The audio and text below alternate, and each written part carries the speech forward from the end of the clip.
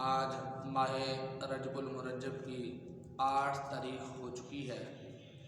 ماہ رجب المرجب کا مہینہ ہمارے درمیان الحمدللہ موجود ہے۔ ماہ رجب المرجب کی 27ویں تاریخ کو حضور علیہ السلام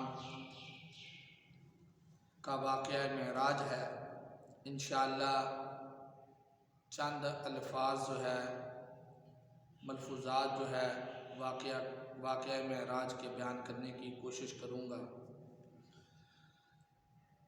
ہجرت سے تقریباً 5 سال قبل رجب شریف کی 27ویں تاریخ کو رات سید عالم صلی اللہ تعالی علیہ وآلہ وسلم اپنی چچا زاد ہمشیرہ حضرت ام ہانی کے گھر آرام فرما رہے ہیں کہ جبرائیل علیہ السلام 50,000 فرشتوں کی جماعت اور جنتی براق لیے حاضر ہوتے ہیں اور حضور علیہ السلام آرام فرما رہے ہیں۔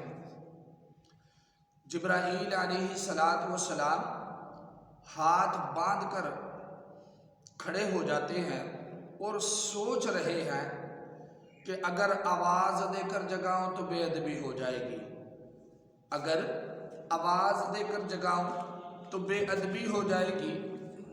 اللہ تبارک و تعالی نے فرمایا یا جبریل قبل قدمہ، اے جبریل میرے محبوب کے دونوں قدموں کو چوم لے، اے جبریل میرے محبوب کے دونوں قدموں کو چوم لے۔ حضرت جبرائیل امین علیہ السلام اپنے کافوری آنکھیں اور ہونٹ حضور علیہ السلام کے مبارک قدموں پر رکھ دیتے ہیں۔ سید عالم صلی اللہ تعالی علیہ وآلہ وسلم بیدار ہوئے تو حضرت جبرائیل علیہ السلام نے عرض کیا اللہ تبارک و تعالی آپ کی ملاقات کا مشتاق ہے، آپ اندازہ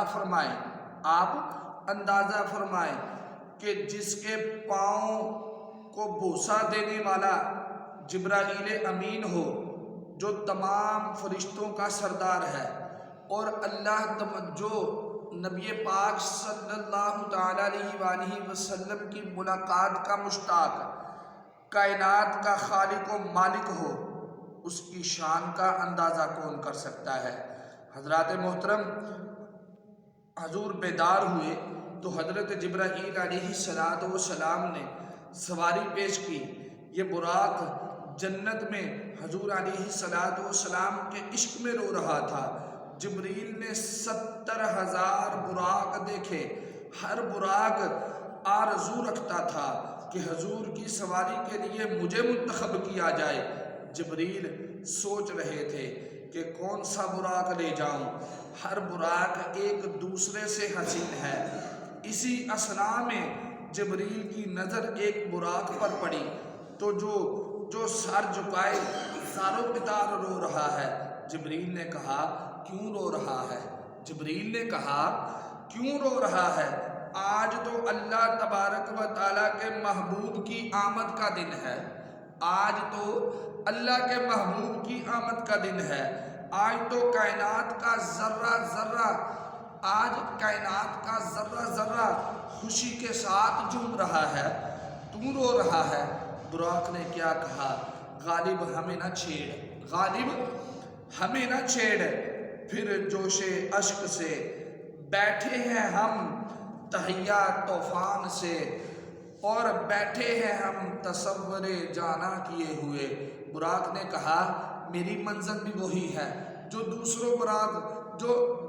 براق جو طالب ہیں وہ بھی ان براقوں کی بھی وہی منزل ہے، میری بھی وہی منزل ہے۔ اس براق نے کہا کوئی یار کو ہنس کے منا لیتا ہے، کوئی یار کو رو کر منا لیتا ہے، کوئی یار کو ہنس کر منا لیتا ہے، کوئی یار کو رو کر منا لیتا ہے۔ براق نے کہا جبریل امین کی بارگاہ میں عرض کیا، کہتے ہیں کہ حضور براق جو 70,000 براق جو ہے وہ بھی یہی، ان کی بھی یہی خواہش ہے جو میری خواہش ہے۔ میں رو رہا ہوں اس لیے رو رہا ہوں، وہ ہنس کر یار کو منا رہے ہیں، میں رو کر اپنے یار کو منا رہا ہوں۔ تو حضرات محترم، جب ایک واقعہ جو ہے اسی کے متعلق جو ہے واقعہ بیان کرنے کی کوشش کرتا ہوں۔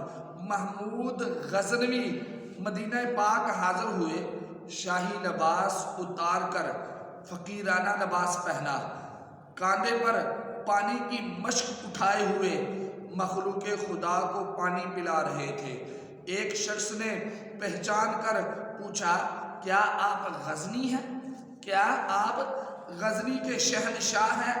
محمود غزنی نے کہا، شہنشاہ ہوں مگر غزنی کا شہنشاہ ہوں، شہنشاہ تو ہوں مگر غزنی کا ہوں۔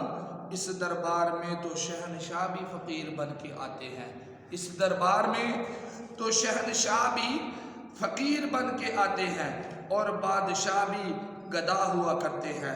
جواب تو بہت ہی پیارا دیا، محمود غزنی نے بہت ہی پیارا جواب دیا۔ تو حضرات محترم، جب تھوڑی ہی دیر، تھوڑا وقت گزرا تو مصر کا بادشاہ جو ہے شاہی لباس پہنے ہوئے، تاج پہنے ہوئے، شاہی لباس پہن کر روب و دبدبا کے ساتھ آ رہا تھا۔ اس شخص نے کیا کہا؟ اس شخص نے آگے بڑھ کر کہا، اس نے کہا، آپ نے اتنی جسارت کی، مدینہ پاک میں حاضری اور شاہی لباس؟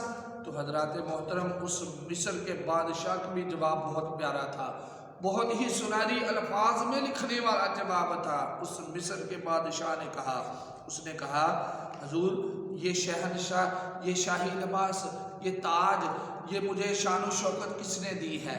شان و شوکت بھی مجھے اسی کے صدقے ملی ہے، تاج بھی مجھے اسی کے صدقے ملا ہے، ہر چیز مجھے اسی کے صدقے ملی ہے۔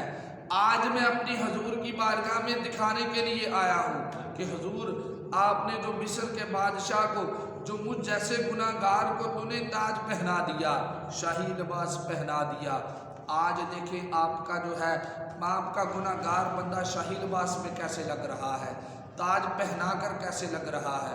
تو حضرات محترم، براق نے کہا، جبریل امین کی بارگاہ میں عرض کیا کہ حضور، جو مصر کا بادشاہ ہے وہ بھی حضور کی بارگاہ میں آیا ہے، محمود غزنی جو ہے وہ بھی حضور کی بارگاہ میں آیا ہے۔ محمود غزنی کا منانے کا انداز اپنا ہے، مصر کے بادشاہ کا منانے کا انداز اپنا ہے۔